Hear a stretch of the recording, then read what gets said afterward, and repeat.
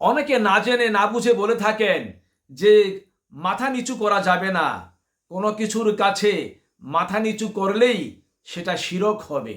নাউযুবিল্লাহ, এ কথা ঠিক নয়। এটা একটা ডাহা মিথ্যে কথা। কোরআন হাদিসে কোনো জায়গায় এমন কথা নেই।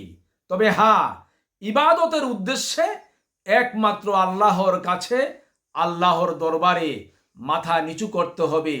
ইবাদতের উদ্দেশ্যে অন্য কারো কাছে মাথা নিচু করলে সেটা শিরক হবে।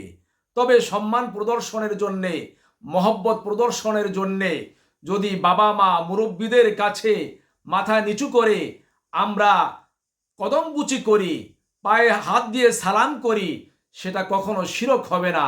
সেটা হবে মহব্বত প্রকাশ করা, সম্মান প্রদর্শন করা। আপনি যদি মসজিদে গিয়ে জুমার দিন ইমাম সাহেব যখন মিম্বারে বসে আলোচনা করে, তখন তো আপনি মুসল্লি মাথা নিচু করে আলোচনা শুনেন, সেটা কি শিরক হবে? সেটা শিরক হবে না। ডাক্তার সাহেব যখন রুগী দেখতে এসে রুগীর সামনে মাথা নিচু করে ট্রিটমেন্ট করেন, ইনজেকশন পুশ করেন, স্যালাইন পুশ করেন, সেটা কি শিরক হবে? সেটা শিরক হবে না।